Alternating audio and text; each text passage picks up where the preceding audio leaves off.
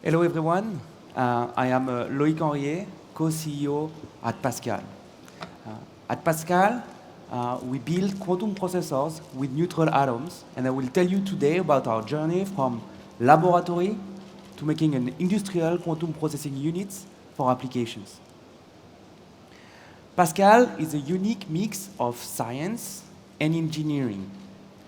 Our mission is to engineer those devices and make them reliable, stable, industry-grade, but we're actually coming from a legacy of very strong scientific excellence, and we're happy to be counting Professor Alain Aspect, Nobel Prize in Physics in 2022, as a co-founder of the company. What he likes to say is that when there are no fundamental limitations, engineers find a path. All the fundamental discoveries have already been made with neutral atoms, how to control them, entangle them, manipulate them, and now we are going into the engineering phase. In the first part of this presentation, I will describe how we managed to get where we are right now, how we went from a laboratory experiment to an integrated product ecosystem. Our flagship products are hardware products, the Orion generation of processors. What you are seeing on the screen is our first generation of processor, the Orion Alpha device, which is an industrial device that is plugged online through the cloud and can implement use cases for our clients and partners. A little bit about our technology. Maybe you were there yesterday during the special lecture from Professor Michaluk at Harvard. He described a bit what are the basic blocks of our technologies, neutral atoms. Our qubits are individual atoms that we control with laser lights. Everything happens in the vacuum chamber that you can see on the screen, where we have a very low pressure, corresponding to the pressure that you'd find at the surface of the moon. Using tightly focused laser beams, we can individually trap and control rubidium atoms, and those are our qubits. This technology has been developed over the past few decades in France at Institut d'Optique, also in the US, in Mark Safman's group and Michal Lukin's group, and also here in Korea at KAIST with Professor Ji-wook An, who was one of the pioneers in the early days of this technology. So our atoms are qubits, and we use laser light to encode quantum information on those qubits. The 0 and the 1 of our qubits, they correspond to distinct electronic levels of those atoms. And using light, we can induce transitions between those states. In terms of readout, we use a standard camera in order to distinguish the zeros and the ones at the end of the computations. Neutral atom quantum processing units are very powerful in the sense that they can implement various computing paradigms. You can use them for analog quantum computing and gate-based quantum computing. Analog quantum computing is when you're tuning the Hamiltonian of the system in time continuously to implement a quantum algorithm. This mode is very powerful and is already providing results that are beyond classical supercomputer capabilities. Of course, we can also implement gate-based quantum computing. We are programming a quantum circuit with digital gates. In that framework, a quantum algorithm is broken down into a sequence of elementary gates that are modifying the system in time.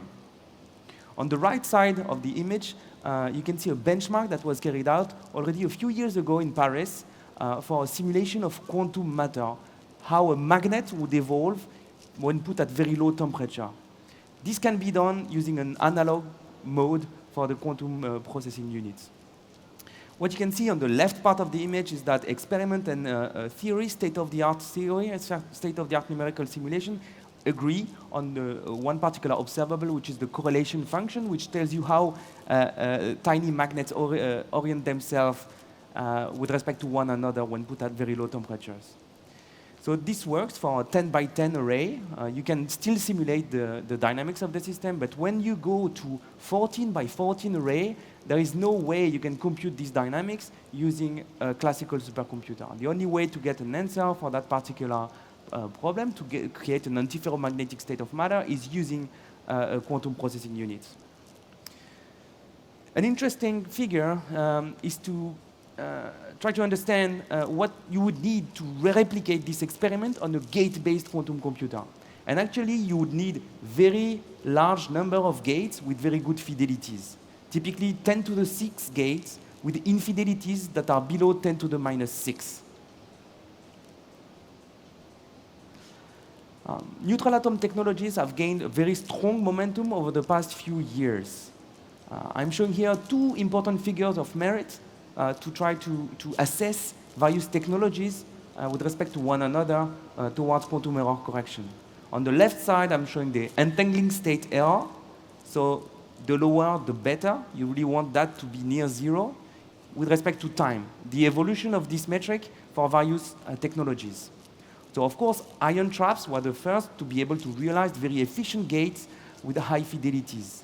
Superconducting qubits caught up in the past decade and managed to have gate fidelities at the level of ion traps.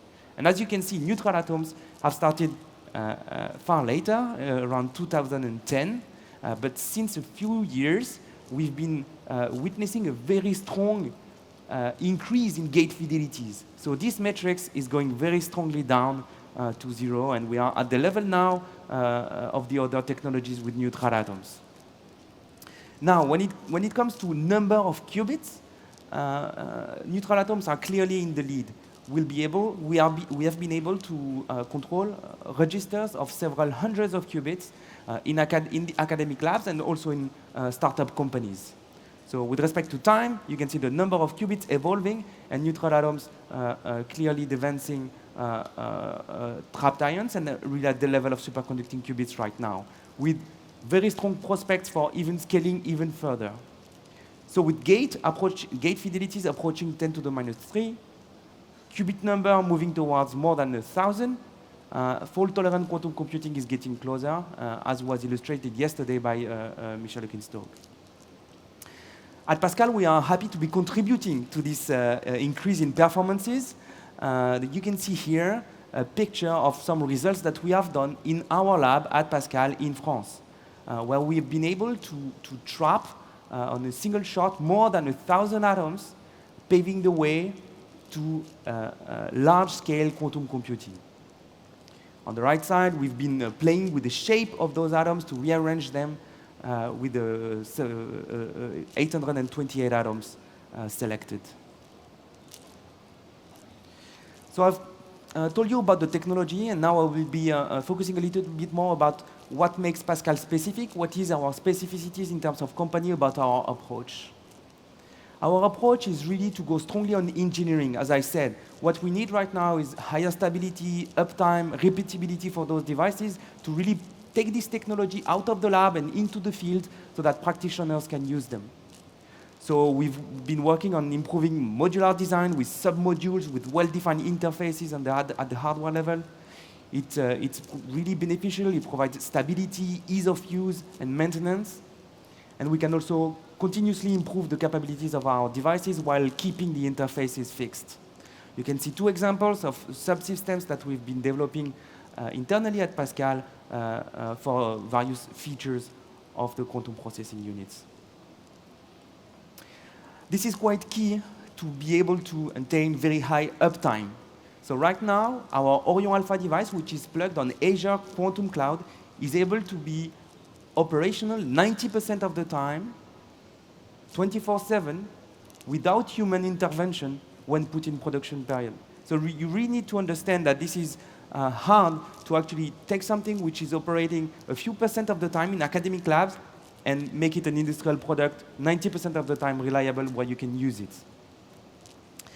As a sign of the stability of this device, I'm showing here a few examples of the client use cases and partner use cases that we've been implementing over the past few months on our Orion Alpha device. As you can see, they range from various fields and domains, like biochemistry, telecommunication networks optimizations, mission planning for satellites. And the algorithms that we can implement can fall in 4 main categories: graph machine learning, optimization, quantum materials, and also solving partial differential equations. And for more focus on our application, I invite you to go to Andreas Gentile's talk tomorrow. We will be talking about our applications at Pasqal. We're happy to have attained good results recently with major players in the global industry recognizing the momentum at Pasqal. On May 20th, we have signed an agreement with Saudi Aramco to install a quantum processor in Saudi Arabia with 200 qubits that will be deployed on the ground. So this is a significant milestone as it corresponds to the first quantum processing unit acquired by a private company commercially owned. Also, a couple of weeks ago, we have installed Orion beta device in France in an HPC center. It's a 100-qubit QPU would be connected to a supercomputer at CEA in France. And there will be another one installed in Germany later in the fall. So those devices, they are quantum processing units coupled to supercomputing classical resources. And we really need to be working on how to better orchestrate the workflows between classical and quantum resources. And for that endeavor, we are partnering with IBM to be defining the interfaces, the standard ways to define classical quantum integration for quantum-centric supercomputers, to have it compatible for neutral atom technologies and superconducting qubit technologies. You can see here a few pictures of our installation of Orion beta device in France. We are very happy to have passed this milestone to be able to ship at the client's facilities a quantum processing unit and integrate this quantum processing unit with existing HPC infrastructures. So I've told you a little bit about our progress so far, what we've done, what has been our focus at Pasqal over the past few years, and where we are. And now let me spend a couple of more minutes to tell you about what's coming, what's next for the company in the next 5 years.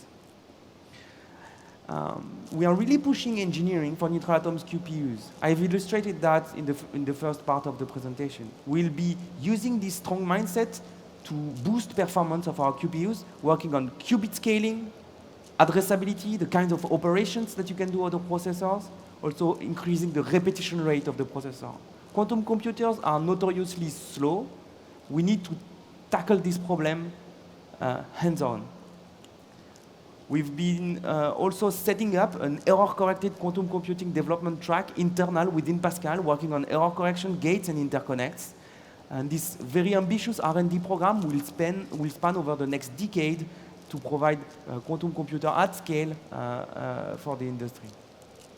So of course, I've been focusing more about the hardware side of things, but we are also working on the software. What we want to do, ultimately, to increase the usage, increase the number of hours that are available for our clients and partners through the cloud. This is our mission in the next few years, and there will be several QPU generations enrolled in the next few years to achieve that.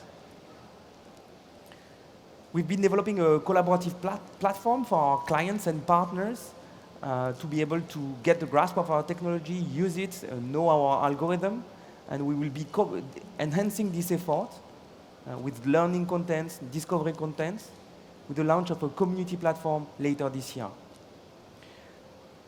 We have decided to open source the higher level of our software stacks. We've taken a few steps on this direction already in the past with Pulsar, pulse-level quantum control software, Cadence, digital analog quantum software platform, and now we will be going one step further with the open sourcing of quantum routines, so the building block algorithms to implement on our QPUs, and they will be open sourced later this year, as well as our emulators.